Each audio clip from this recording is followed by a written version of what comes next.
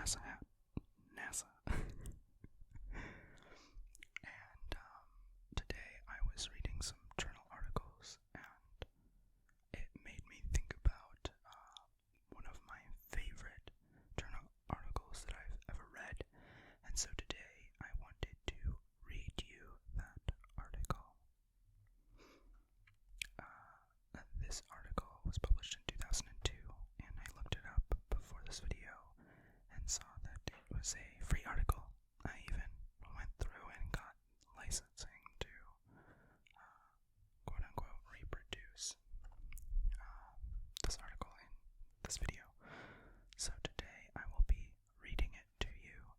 I don't know if you guys will find it interesting, but maybe it will help you fall asleep. With that being said, let's get into it. Oh, also, reading out loud into a mic is very trying. So if you see me take a drink, then that's why. So you'll have to excuse me.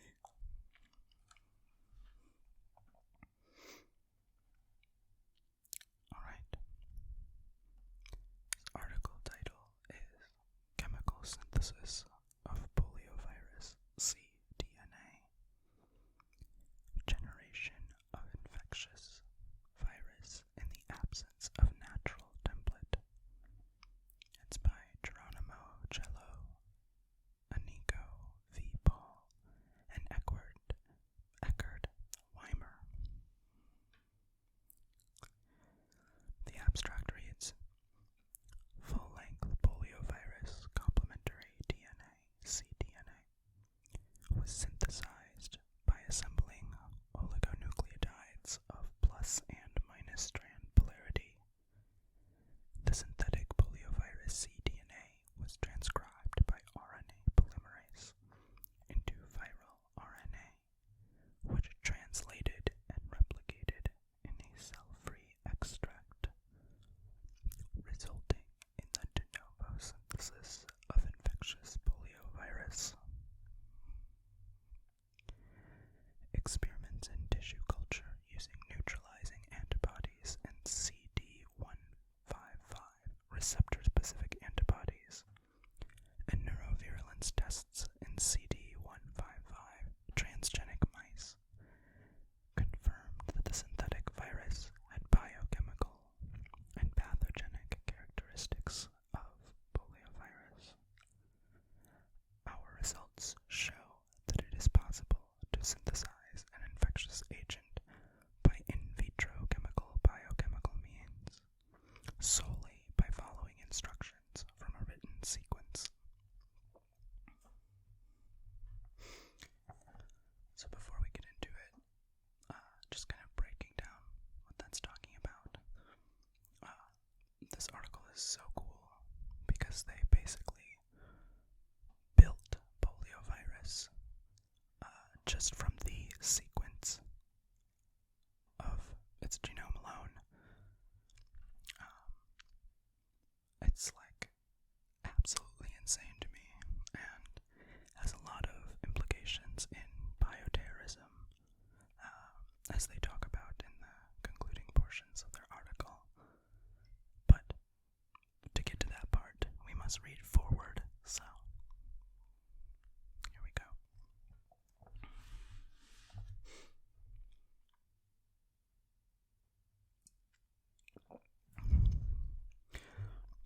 I don't know if you guys could hear me swallowing just then. I don't know if you guys like that. Some people do, some people don't. Yeah. But, okay.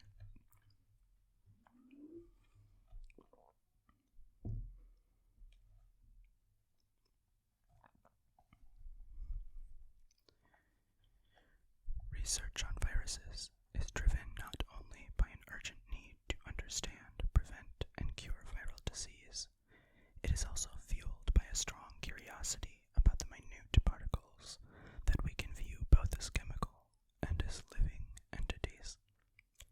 Poliovirus can be crystallized, and its empirical formula can be calculated. Yet this quote-unquote chemical deficiency, occasionally causing the paralyzing and lethal poliomyelitis. Poliovirus is an enterovirus of the Picornaviridae. Is a small, non-enveloped icosahedral virus consisting of 5 different macromolecules, 60 copies each of capsid polypeptides VP1, -2, -3, and -4, and 1 copy of the positive sense single-stranded RNA genome, around 7.5 kilobases in length. Figure 1a. The chemical sequence, the genetic map of the genome, and the 3-dimensional crystal structure of the virion were determined 2 decades ago. Poliovirus employs one of the simplest genetic systems known for proliferation. The virus enters the cell after attaching to the cellular receptor CD155.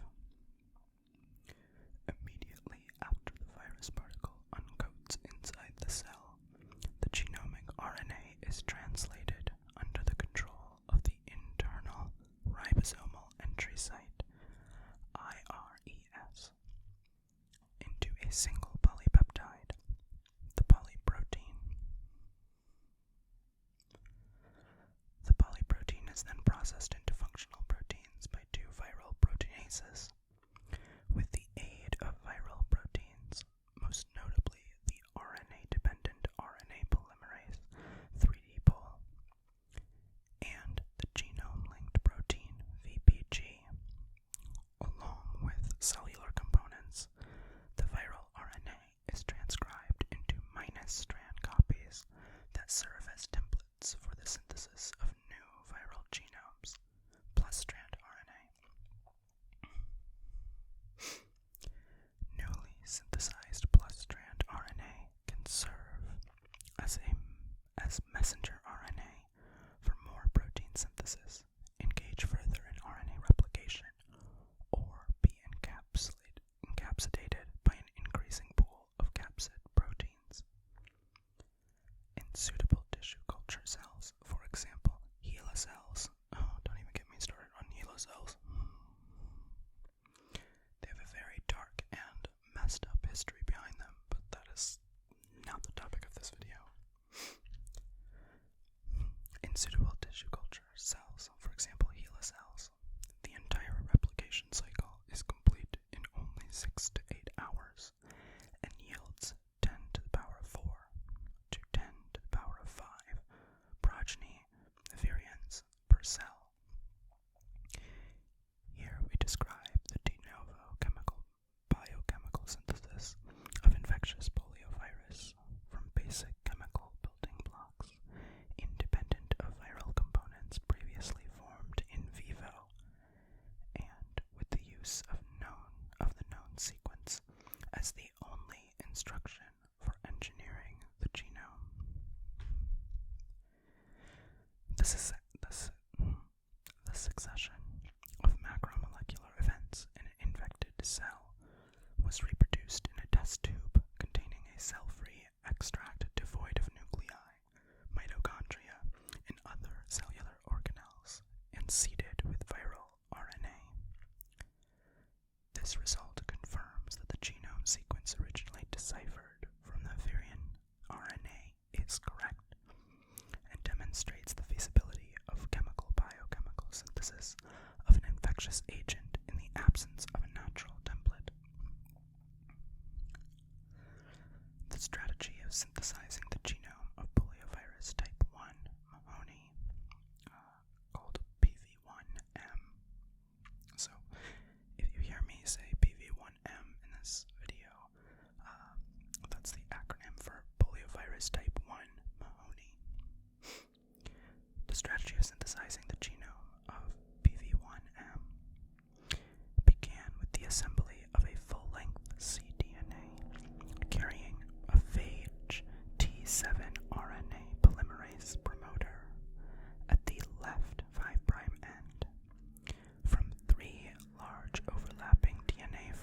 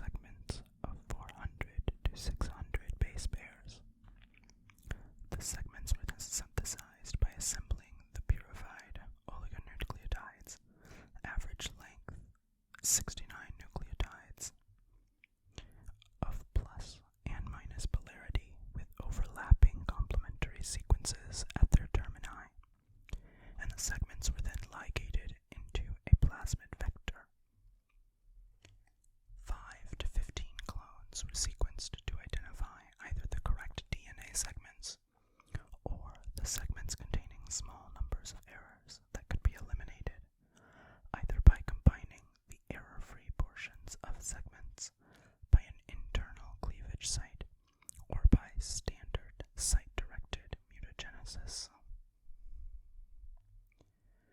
To ascertain the authenticity of the synthesized viral genome, SPV1M, and to distinguish it from the wild-type sequence of PV1M, and this they abbreviate as WT-PV1M, so WT being wild-type, and then PV1M being the poliovirus type 1 Mahoney. We engineered nucleotide substitutions into the SPV1M cDNA as genetic markers. Oh, this is like so cool, sorry. We have shown previously that poliovirus cDNA carrying a phage D7 promoter for the phage RNA polymerase can be transcribed with D7 RNA polymerase into highly infectious RNA. Accordingly, the SPV1M cDNA and WT-PV1M cDNA were transcribed and were found to yield transcript RNAs of the same length as virion RNA. De novo synthesis of poliovirus from transcript RNA of WT-PV1M cDNA and a cell-free extract of uninfected HeLa cells has been previously described by Mola et al., they're just talking about another paper. Therefore, the incubation of transcript RNA from SPV1M cDNA in cytoplasmic extracts of uninfected HeLa cells should result in the generation of poliovirus. To examine this possibility, transcript RNA derived from SPV1M cDNA was incubated with a cytoplasmic extract of HeLa S3 cells, and the synthesis of virus-specific proteins and infectious viruses were monitored. The products of SPV1M cDNA-derived RNA translation and proteolytic processing were the same as those obtained with wild-type PV1M RNA, an observation suggesting that the open reading frame, ORF, of the synthesized or SPV1M specific RNA is intact. We then tested for the presence of infectious virus particles in the cell-free incubation mixture by adding aliquots of the incubation mixture to monolayers of HeLa cells. After 48 hours, plaques appeared 0.5 to 1 times 10 to the 5th plaque forming units, PFU, per microgram of transcript RNA in 50 microliters of reaction, whose heterogeneous morphology was characteristics of those produced by authentic poliovirus. Altogether, these results indicate that the input synthetic RNA was translated and replicated in the cell-free extract, and that newly synthesized RNA was encapsulated into newly synthesized coat proteins, resulting in the de novo synthesis of infectious poliovirus. Oh, I'm telling you guys, this paper, it is so freaking cool.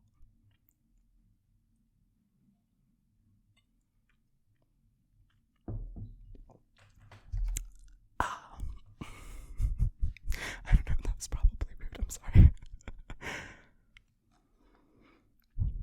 Experiments were then carried out to confirm that the infectious material isolated from the cell-free extract was indeed synthesized PV1M as designated by the oligonucleotide sequence.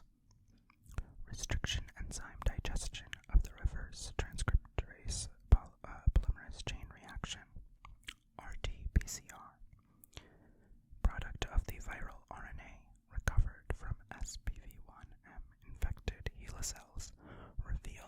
presence of all engineered markers.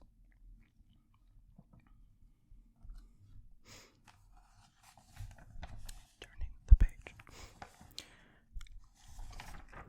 We also tested the effects of the poliovirus. Page down.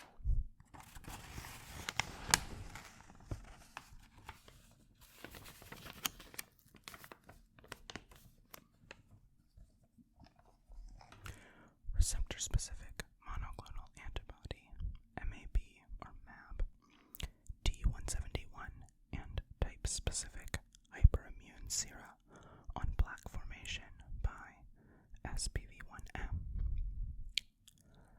MAB D171 has been shown to completely block infection of all three serotypes by specifically binding to CD155, the cellular receptor of poliovirus. The treatment of HeLa cells with MAB D171 before the addition of SPV1M completely abolished plaque formation. Similarly, no plaques were observed when SPV1M was incubated with poliovirus type 1 specific rabid hyperimmune serum, anti-PV1M. Neutralization of the synthetic virus was type-specific because hyperimmune serum to poliovirus type 2 lancing, PV2L, did not inhibit plaque formation. These results were in full agreement with those obtained with wild-type PV1M. They imply that the de novo poliovirus particles synthesized in the cell-free extract were serotype 1, requiring the authentic poliovirus receptor for infection. The SPV1M virus was assayed to determine whether it expresses a neurovirulent phenotype in mice transgenic for the human poliovirus receptor, CD155 transgenic mice strain ICR.PVR.TG1. That's just what they're naming these kind of type of transgenic mice. When injected with wild-type poliovirus strains, these animals develop a neurological disease indistinguishable clinically and histologically from primate poliomyelitis.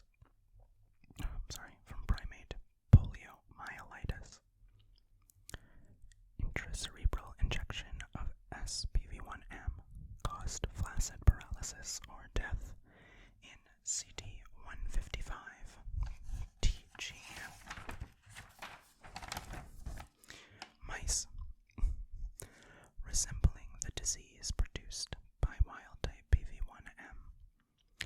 However, a larger inoculum of SPV1M than PV1M was necessary to paralyze or kill the animals, which is sad. Cool experiment, but they did kind of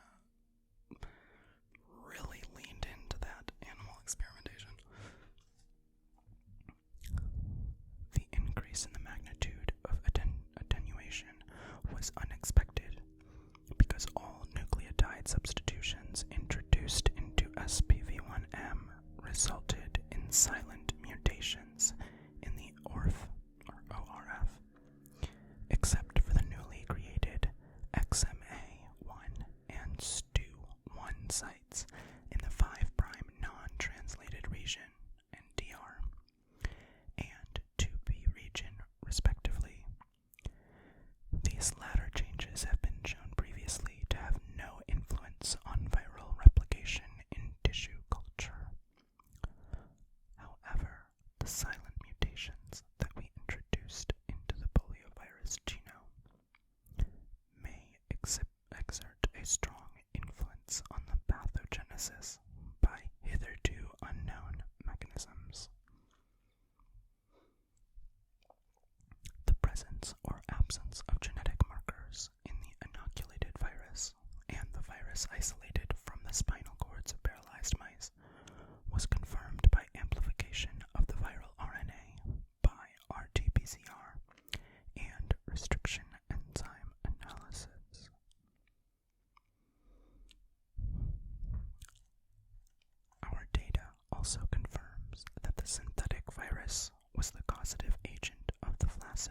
synthesis observed in the SPV1M infected mice. The chemical synthesis of the viral genome, combined with de novo cell-free synthesis, has yielded a synthetic virus with biochemical and pathogenic characteristics of poliovirus. In 1828, when Wohler synthesized urea, the theory of vitalism was shattered. If the ability to replicate is an attribute of life, then poliovirus is a chemical with a life cycle. They listed the chemical formula of poliovirus. So it is C3000. Okay, we're already not starting out great.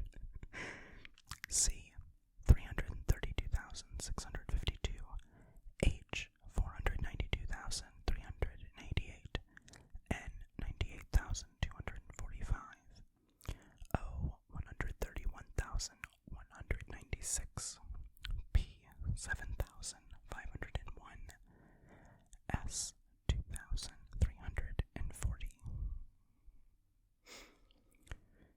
As a result of the World Health Organization's vaccination campaign to eradicate poliovirus, the global population is better protected against poliomyelitis than ever before. Any threat from bioterrorism will arise only if mass vaccination starts and herd immunity against poliomyelitis is lost. There is no doubt that technical advances will permit the rapid synthesis of the poliovirus genome, given access to sophisticated resources. The potential for virus synthesis is an important additional factor for consideration in designing and the closing strategies of the poliovirus eradication campaign. That was the article.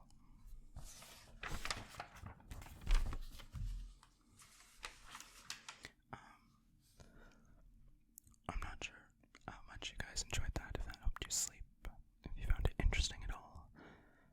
There's a lot of cool figures in this paper, and I will link that below. It's open source, so you can read it for yourself and look at all of the cool images. They show like a full scheme of how they pieced everything together in like really expensive, really complicated set of biological Legos, really.